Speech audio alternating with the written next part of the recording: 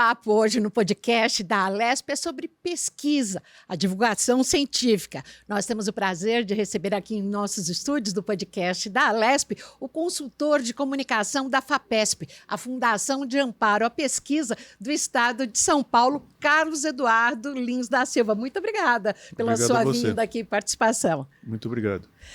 A agência FAPESP, criada por você, completa 20 anos. E eu gostaria que você falasse qual que é a importância dela, que público ela atinge hoje. A agência não foi criada por mim, a agência foi criada pelo professor Carlos Vogt, há 20 anos, quando ele era presidente da FAPESP. O professor Carlos Vogt é um grande professor da área de humanas, de línguas, e muito interessado em comunicação, e ele teve essa ideia de criar uma agência de notícias sobre as pesquisas que a FAPESP financia.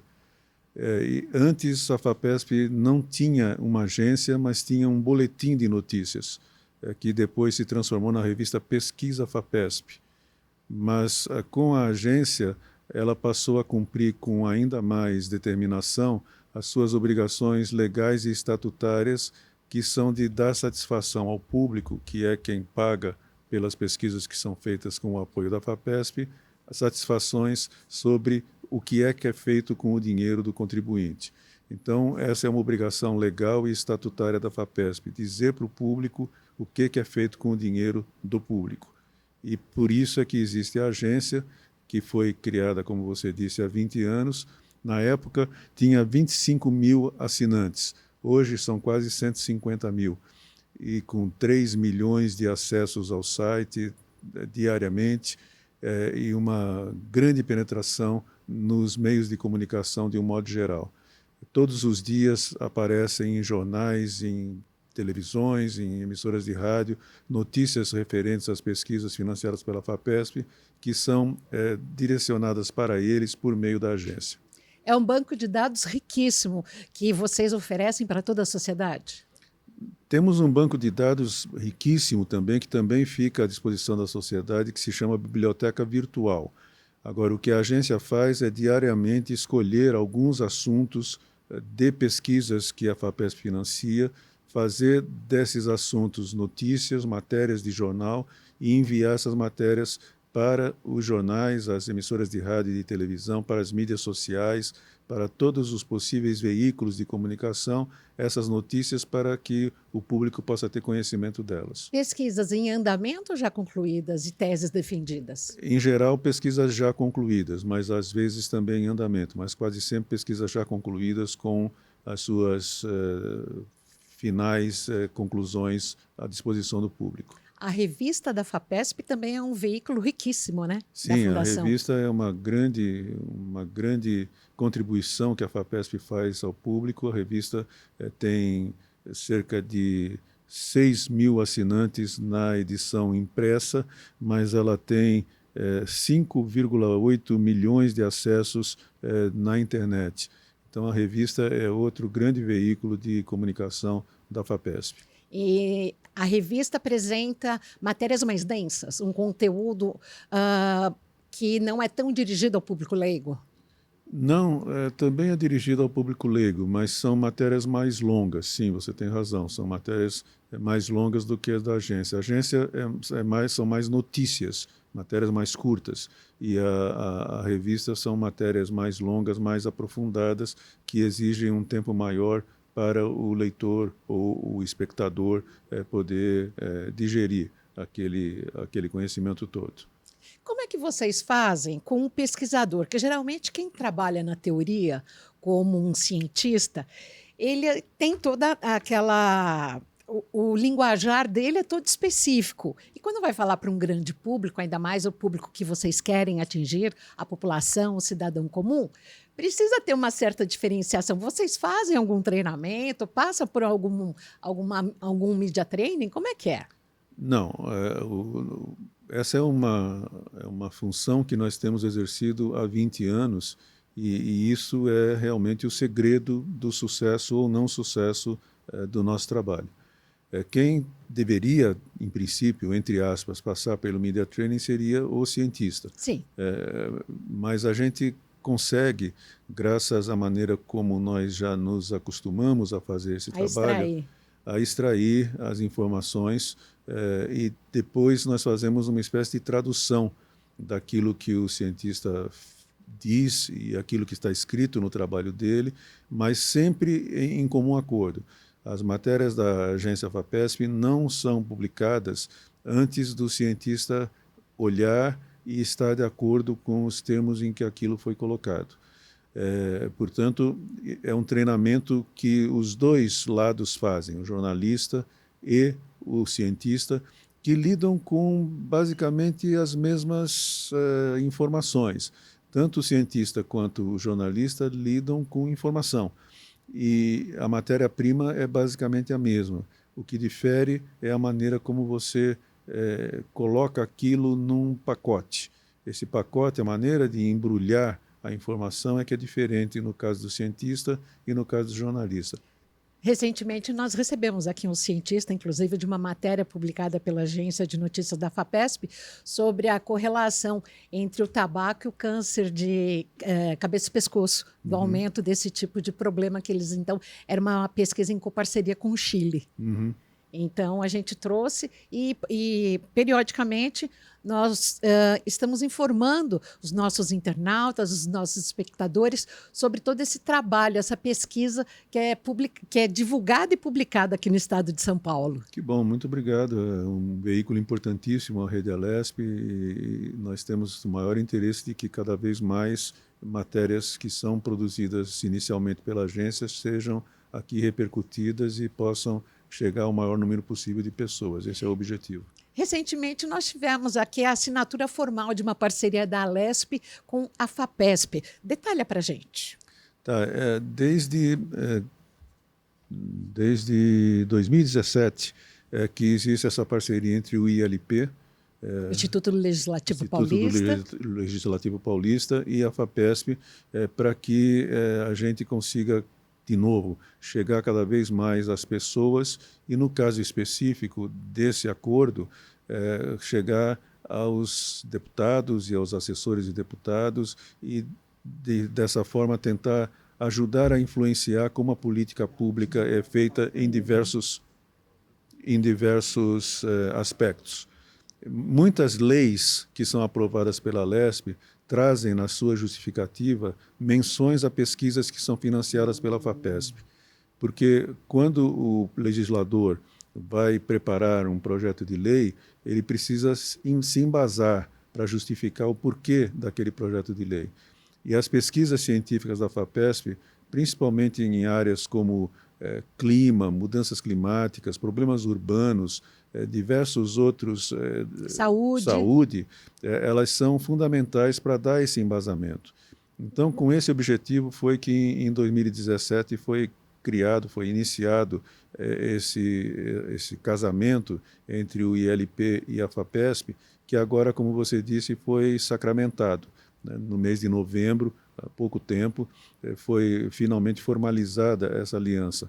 Mas, apesar de não ser formal até agora, 47 eventos foram realizados entre o ILP e a FAPESP, com grande sucesso. Assuntos que foram tratados nesses eventos: produção de vacinas, desenvolvimento sustentável da Amazônia, soluções para as cidades de São Paulo, do estado de São Paulo, inteligência artificial, transformação digital nos municípios paulistas, fake news na ciência, álcool, drogas e adolescência, relação entre álcool, drogas e adolescência, pesquisa inovadora em pequenas empresas, gestão de resíduos sólidos.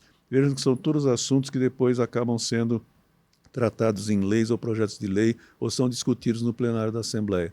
Tudo isso é muito material útil para os assessores legislativos, para os deputados e principalmente para o contribuinte, para o eleitor, que é o destinatário final de todo o nosso trabalho, tanto da FAPESP quanto da Alesp. A agência de notícias da FAPESP, ela publica notícias diárias, semanais? Diárias. Todos os dias um boletim é enviado para os seus assinantes, que são 150 mil, e são enviados para os veículos de comunicação, como eu disse. Quase todos os dias você pode ver na Folha de São Paulo no estado de São Paulo, matérias que são da agência FAPESP, ou na íntegra, ou que servem de sugestões que depois são desenvolvidas pelos repórteres dos próprios veículos. Mas com frequência muito grande, a matéria da agência FAPESP vai na íntegra para o público destinatário dos outros veículos. Às vezes, por exemplo, uma matéria sobre casos de depressão durante a pandemia, essa matéria ela saiu 1.262 vezes em diversos veículos pelo Brasil e no exterior, porque o boletim também vai para os países de língua hispânica e para os países de língua inglesa. E são muito constantes as reproduções das matérias da agência FAPESP também em veículos do exterior, o que mostra que a pesquisa que é feita aqui no estado de São Paulo é de grande importância e de grande valia para a comunidade acadêmica, não só do Brasil, mas também internacional. Apenas alunos de universidades públicas aqui do estado de São Paulo, USP, Unesp, Unicamp, é que têm direito a pleitear investimentos, recursos da FAPESP para um trabalho científico? Não, qualquer instituição de pesquisa ou de ensino superior do estado de São Paulo, seja ela pública ou particular ou confessional, tem direito de pleitear auxílio, amparo para as suas pesquas, junto à FAPESP.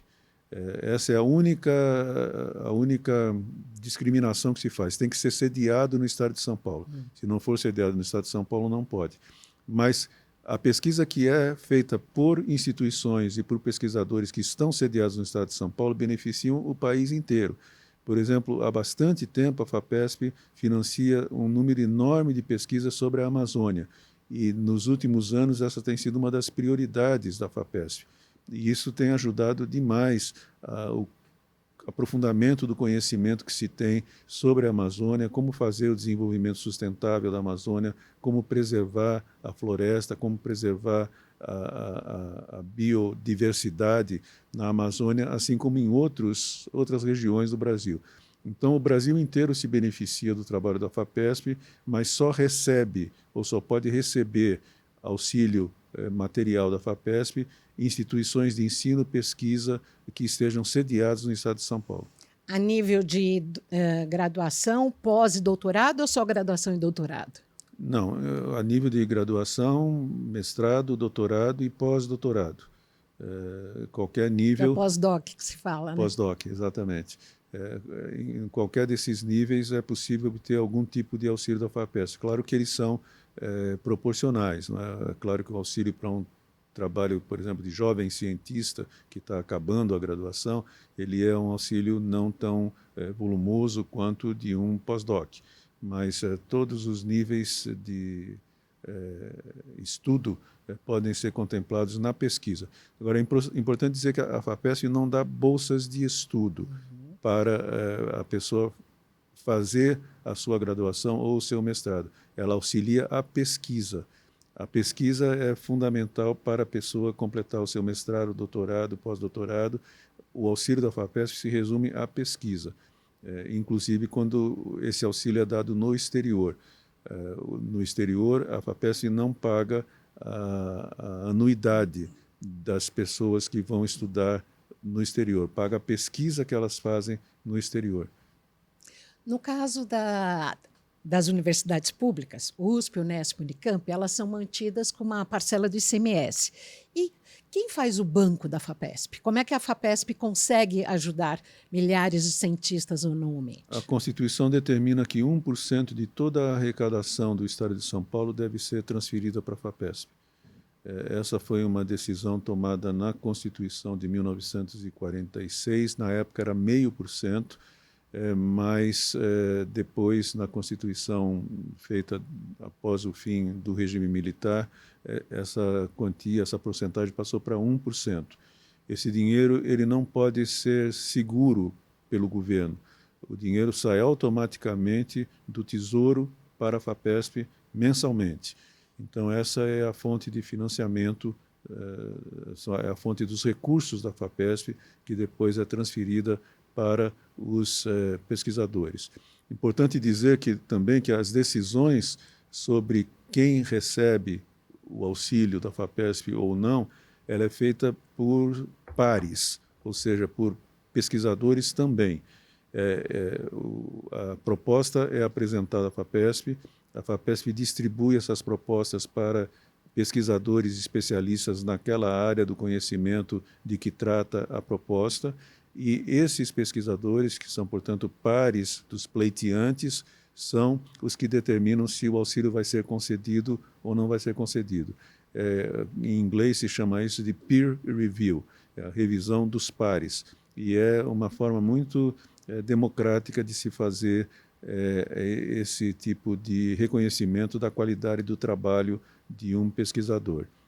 Outra coisa importante de ser dito é que a FAPESP não pode gastar mais do que 5% dos recursos que recebe com a sua manutenção, funcionários, 95% tem que ir para o seu destino fim. Uma instituição bem enxuta. Muito enxuta. E isso só é possível porque uma das coisas mais caras para qualquer agência de financiamento à pesquisa no mundo é exatamente o pagamento a esses pares que fazem a avaliação dos projetos. No caso da FAPESP, quando uma pessoa recebe um auxílio da FAPESP, ela se compromete, depois de ter concluído o seu próprio trabalho de pesquisa, a participar desse processo de avaliação sem receber nada, sem cobrar nada. É por isso que a FAPESP consegue, entre outros motivos, fazer com que ela consiga ser enxuta do jeito que é, como você disse. Então, o pesquisador, em um futuro próximo, ele vai se tornar um par para aprovar uma próxima pesquisa. Exatamente. Ele vai prestar esse serviço. Exatamente, sem receber nada por isso, sem cobrar nada por isso. E se o estudante, cabeça de vento, consegue uma pesquisa e não vai adiante? Como é que é a prestação de contas dele para a instituição? A prestação de contas é muito rigorosa e ela é feita periodicamente. Se por um acaso, não acontece isso com frequência, mas quase nunca, é muito raro. Que há um grau de excelência em quem busca, quem obtém, claro. E ainda mais para se atingir o fim. Claro, mas se acontecer, ou se, quando acontece, essa pessoa nunca mais vai poder receber auxílio nenhum da FAPESP. E ela é obrigada a devolver? Não. Aí eu não sei, aí eu teria que falar entendi. com a parte jurídica da FAPESP, eu não sei. Mas para você ter uma ideia, eu nunca recebi nenhum auxílio da FAPESP. Mas quando eu fui pedir como líder de um evento que ia ser feito pela FAPESP, quando eu fui pedir os recursos, eu fiquei surpreendido quando a resposta veio: não, você não tem direito a receber porque você está em débito com a FAPESP. Eu falei: como eu estou em débito com a FAPESP se eu nunca recebi nada da FAPESP? Aí eles foram verificar o que era, e era uma orientanda minha de doutorado, que tinha feito o doutorado dela com auxílio da FAPESP.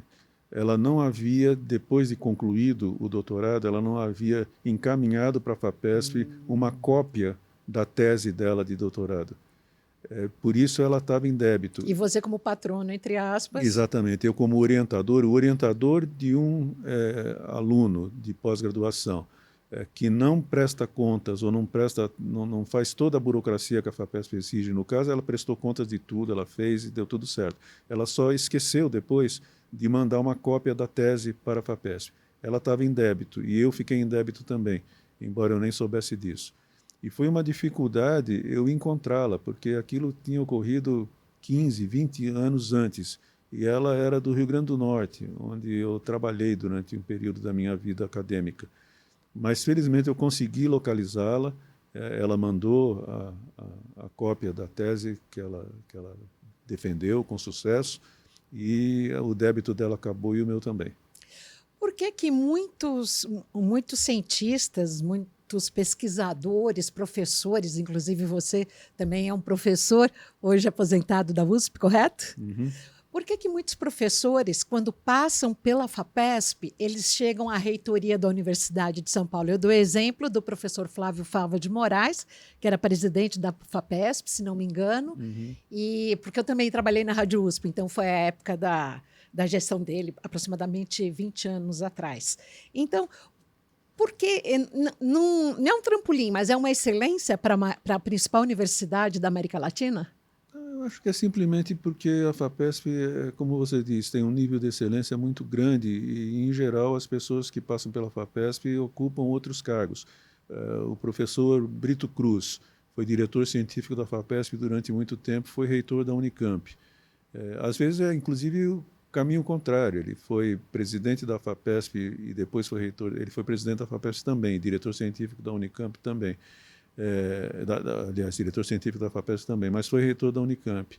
O professor Carlos Vogt, ele foi reitor da Unicamp e foi presidente da FAPESP. Então, não é que seja um trampolim, é apenas que as pessoas que têm alto nível de excelência costumam ocupar cargos de relevo em instituições que têm alto nível de excelência também. Vocês recebem recursos federais e internacionais? Não, não. Nós fazemos muito parcerias com outras instituições. Como no caso do Chile, dessa pesquisa que eu falei. Como no caso do Chile, como no caso de diversos países, inclusive também empresas.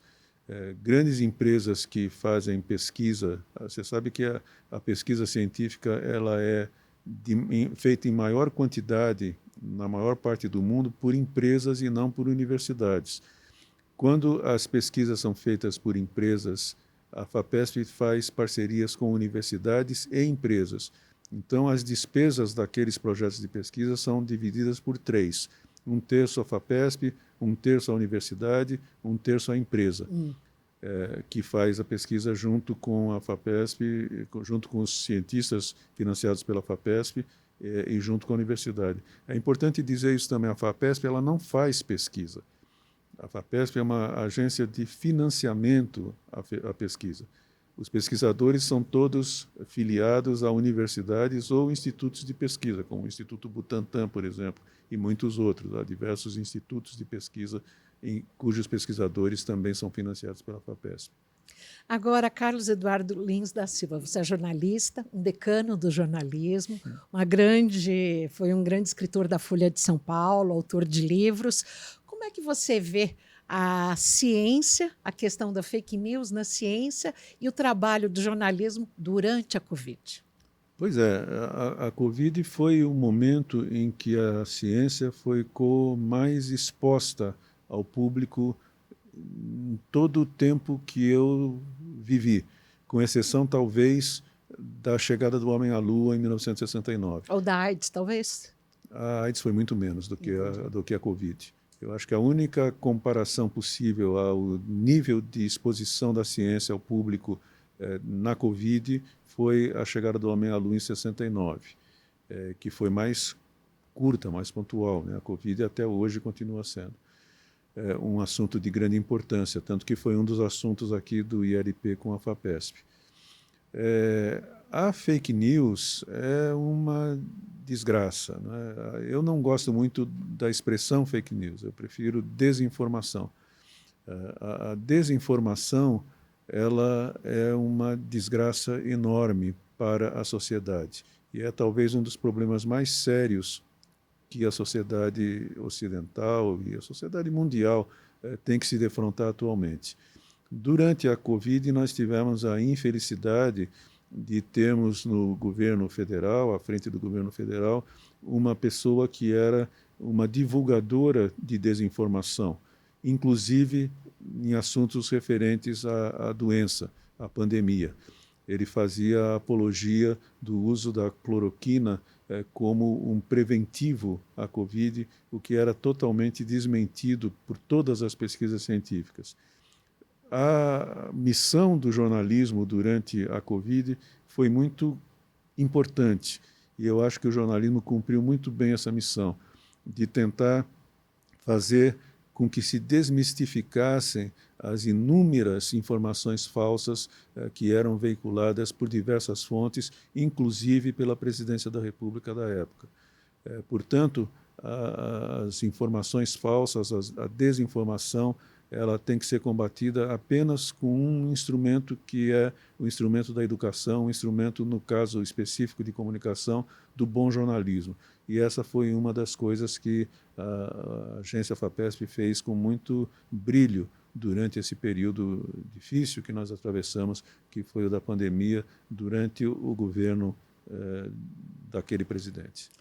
Vivemos a era da inteligência artificial. Há pesquisa sobre o tema, há cientistas desenvolvendo pesquisas sobre o tema financiados pela FAPESP?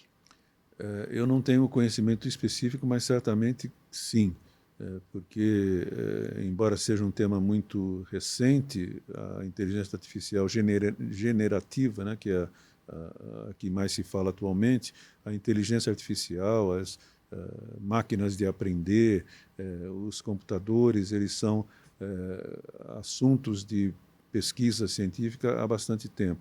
E certamente muitos projetos de pesquisa feitas no Brasil foram financiadas pela FAPESP aqui em São Paulo. Você, como um jornalista com mais de quantos anos de profissão? Mais de 53 anos. 53 anos. Você vê com preocupação a inteligência artificial sendo utilizada pelos meios de comunicação e principalmente também no campo da ciência? Eu vejo com preocupação, sim, mas eu não me sinto habilitado a expressar os motivos da minha preocupação, porque não é uma área do conhecimento da qual eu tenho um conhecimento mais profundo, mais aprofundado.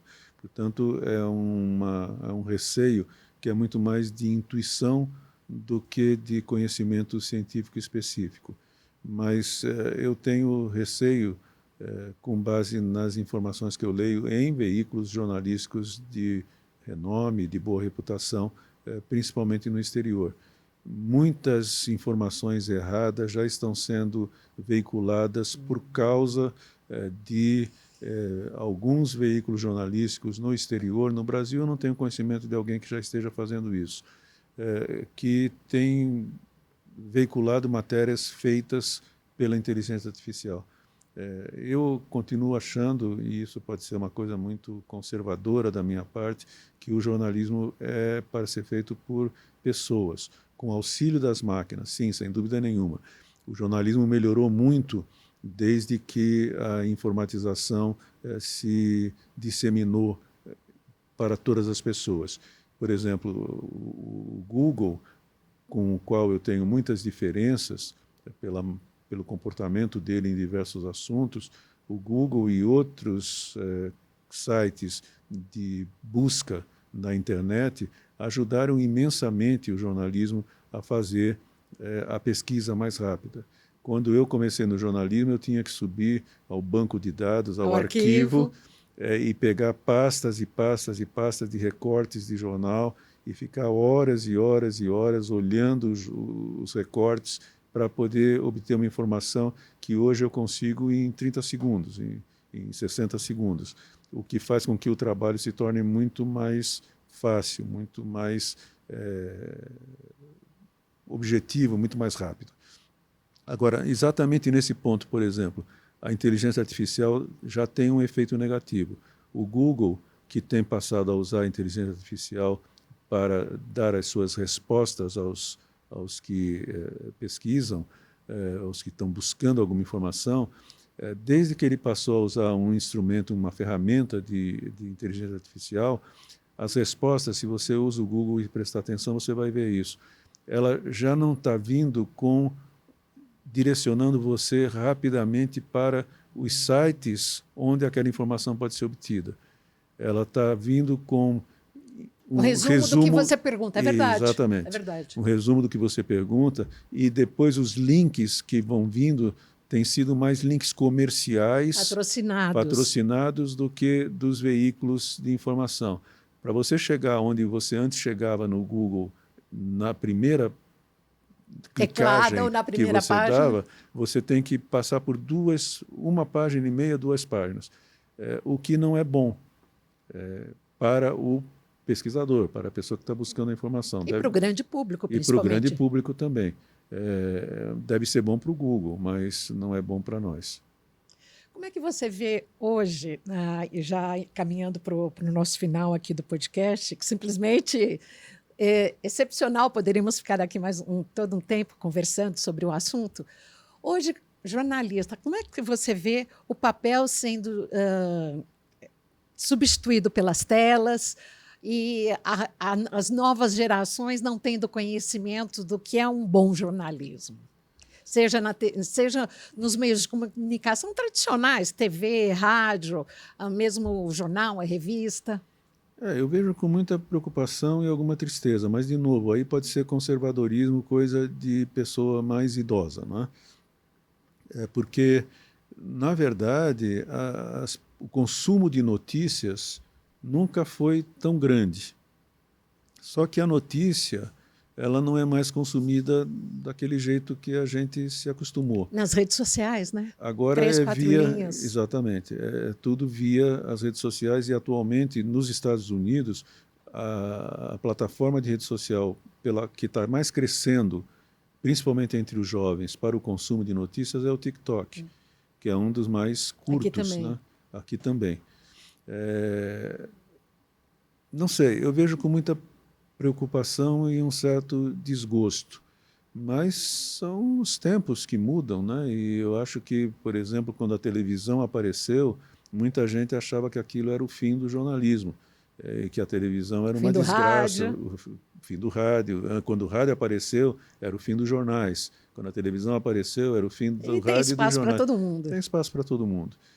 E as pessoas têm que tentar se educar e tentar ponderar sobre aquilo que vem. Por isso que, de novo, aí eu acho que a desinformação é o grande inimigo a ser combatido. Que venha por onde vier, pelo TikTok, pelo Facebook, pelo jornal impresso Folha de São Paulo, a desinformação, ela é que é o mal a ser combatido, não é o veículo. O veículo, tanto faz.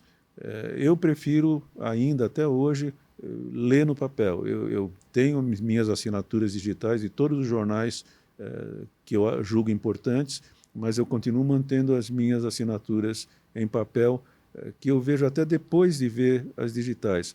E muitas vezes eu me surpreendo achando no jornal impresso informações que eu não tinha achado no jornal digital e que são úteis para mim. Então, eu acho que o veículo não é tão importante. O importante é a correção da informação.